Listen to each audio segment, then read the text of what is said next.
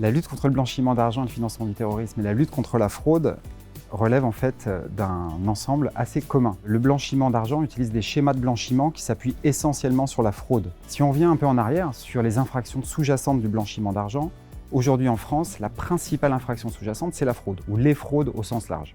Donc sur le plan criminel, on est vraiment sur un sujet commun. Sur le plan opérationnel, dans les sociétés régulées, ce qu'il faut comprendre, c'est que la lutte contre les deux relève du même défi.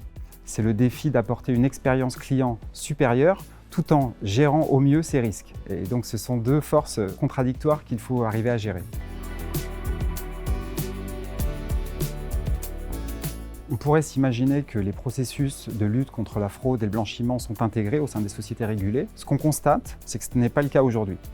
Pendant de nombreuses années, ces processus ont évolué de façon séparée, avec un accent très fort mis sur la lutte anti-blanchiment, parce que c'est un domaine extrêmement régulé, contrairement à la fraude qui relève plus d'un risque opérationnel.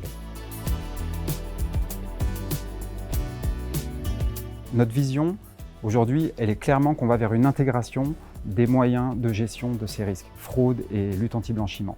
Ça va se faire naturellement pour poursuivre 3 objectifs, pour simplifier. Le premier, c'est avoir une meilleure détection, en utilisant plus de données, en utilisant des moyens d'analyse communs, mis en commun.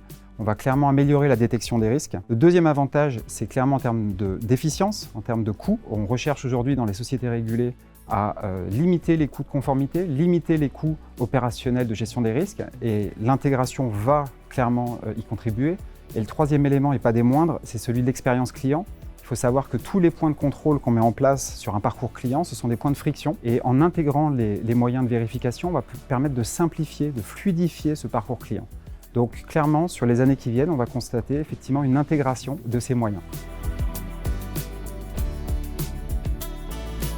La lutte anti-blanchiment est aujourd'hui un domaine extrêmement régulé, ce que n'était pas la fraude. Mais aujourd'hui, ce qu'on constate, c'est une véritable inflation réglementaire autour du sujet de la fraude, et ce, partout dans le monde. Que ce soit les échanges entre banques, gouvernés par toutes les règles sur la correspondance bancaire. Aujourd'hui, le questionnaire du Wolfsberg Group intègre des questions liées au blanchiment et à la fraude. Aux États-Unis, FinCEN, du Trésor américain, l'entité qui gouverne, si vous voulez, la lutte contre le blanchiment d'argent, aujourd'hui s'intéresse à la fraude dans les conditions qu'elle met en place. En Europe, la directive sur les services de paiement, la 3e directive qui est en préparation, elle intègre de nombreuses conditions supplémentaires sur la lutte contre la fraude. Par exemple, on va avoir des contraintes plus fortes sur l'indemnisation des usagers en cas de fraude, contraintes plus fortes donc pour tous les acteurs de paiement. On va avoir également des exigences en matière de vérification de la concordance de l'IBAN du bénéficiaire et de son nom. Ça veut dire qu'une banque, avant d'émettre un paiement vers une autre banque, elle va devoir s'assurer que le paiement arrive vers la bonne personne. Et on a également de nouvelles exigences en matière de partage d'informations. Donc clairement, c'est un domaine qui se régule de plus en plus, comme l'a été le blanchiment. Ces entreprises sont nombreuses en France, plusieurs milliers. On compte parmi elles évidemment les entreprises réglementées, comme les banques, les assurances, mais aussi les établissements de paiement, les établissements de crédit et plus largement les établissements de jeux en ligne, les jeux d'argent ou de hasard qui peuvent être aussi concernés par ces changements.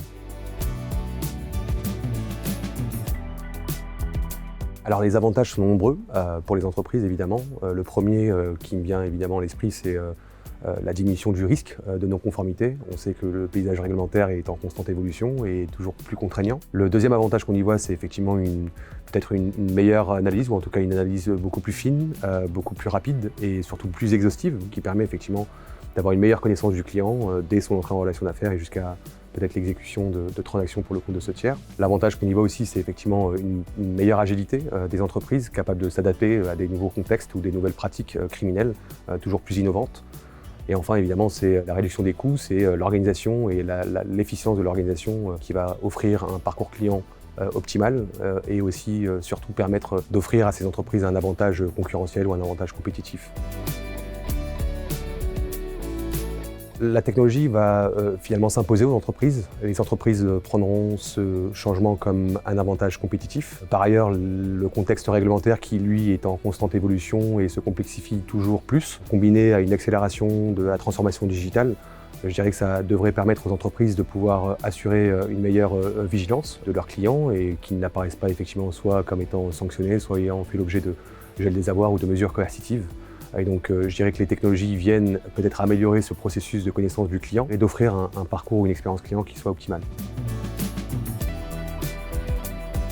LexisNexis Risk Solutions a pour mission de rendre le système financier et économique plus transparent et plus inclusif. On a aujourd'hui plus de 23 000 clients dans le monde et on leur apporte des solutions de détection et de gestion des risques dans 3 domaines que sont la conformité en matière de criminalité financière, c'est le premier domaine.